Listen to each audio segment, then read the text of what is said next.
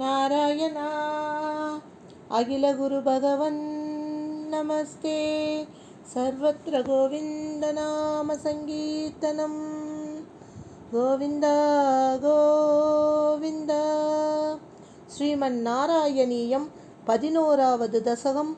சனகாதிகள் வைகுண்டம் செல்லுதல். மெய்ப்பொருள் அறிவோம். ஹே குருவாயூரப்பா, உயிர்களின் படைப்பு படிப்படியாக வளர்ந்து வருகையில் ஒரு சமயம் தெய்வசக்தி வாய்ந்த சனக்கர் முதலிய முனிவர்கள் தங்களை தரிசிக்க வைகுண்ட லோகத்திற்கு சென்றார்கள்.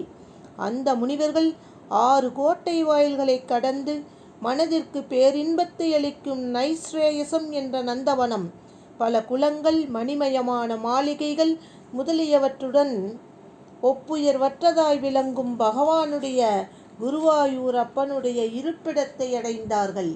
பகவானை தரிசிக்கும் விருப்பத்தால் பகவானின் மாளிகையில் புகமுயர்ந்த அம்முனிவர்களை வாயிற்காப்பாளர்களான ஜெயனும் விஜயனும் தடுத்தனர்.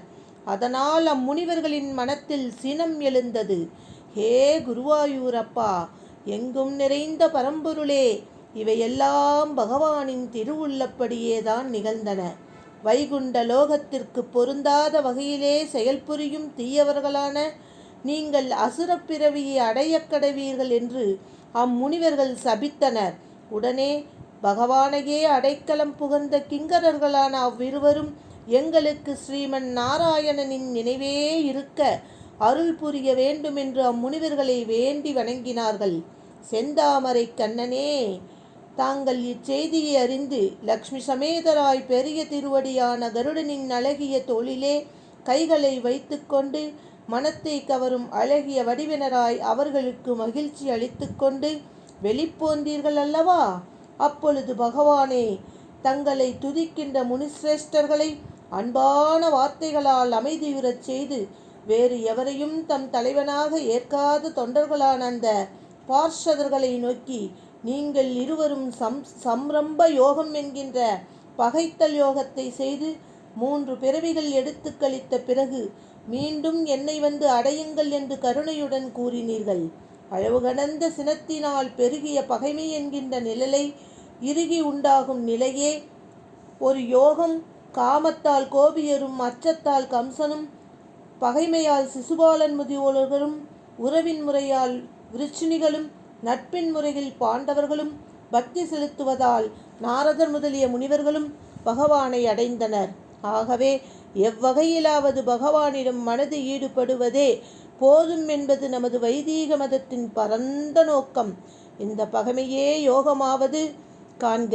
ஜெய விஜயர்கள் ஆத்மாவிற்கு அழிவை விளைவிக்கும் சினத்திற்கு ஆட்பட்டு இரண்யாட்சன், இரண்யகசிபு என்ற அசுர பிறவிகளையும், காமத்திற்கு ஆட்பட்டு ராவணன், கும்பகர்ணன் என்ற அரக்கப் பிறவியையும், லோபத்திற்கு ஆட்பட்டு சிசுபாலன், தந்தவர்த்தன் என்று மனித பிறவியையும் அடைந்தன. பகவான் நமது பார்சலர்களையே தமக்கு பகைவர்களாக கொண்டு உலகில் ஒரு நாடகம் நடிக்க விரும்பினார் போலும். வேறு எவ்விதத்திலும் வைகுண்ட வாசிகளான ஜெய விஜயர்களின் வீழ்ச்சி பொருந்தாது என்று ஸ்ரீதரர் எழுதிய விளக்கத்தை காணலாம். பிறகு பகவானது தொண்டர்களான அவர்கள் இருவரும் காசியப மகரிஷிக்கு திதி தேவியிடம் புத்திரர்களாக அசுர வீரர்களாக உதித்தார்கள். மாலை காலத்திலே பண்ணப்பட்ட தவறுதலால் தீய செயல்களை புரிபவர்களாக இரட்டையர்களான அவர்கள் உலகிற்கு வேறு 2 யமன்களைப் போல் இருந்தனர். அவர்களில் ஒருவன் இரண்யகசிபு என்றும் மற்றவன் இரண்யாட்சன் என்றும் பிரசித்தி அடைந்தார்கள். அவர்கள் இருவரும் பகவானின் அசுரத்தன்மையினால் அறிவிழந்து தங்களையே இறைவனாக கொண்ட அனைத்து உலகங்களையும் சினங்கொண்டு துன்புறுத்தினார்கள். அவ்விருவர்களிலும் இரண்யாட்சன் என்கின்ற பேரரக்கன் போர் புரிய பல இடங்களிலும் தேடி ஓடித் திரிந்தும் தனக்கு சமமான பகைவன் ஒருவனை காணாமல் உங்கள் மனைவியான பூமி தேவியை கவர்ந்தெடுத்து நீரிலே மூழ்கிவிட்டு கதாயுதத்தை கையிலே ஏந்தி செருக்கினால் சத்தம் செய்து கொண்டு சுற்றித் திரிந்தான். அப்பொழுது வருணதேவன் வாயிலாக பகவான் தான், குருவாயூரப்பன் தான் அவனுடைய பலத்திற்கு நிகரானவர் என கேட்டறிந்து பகவானை தேடிச் சுற்றித் திரிந்தான்.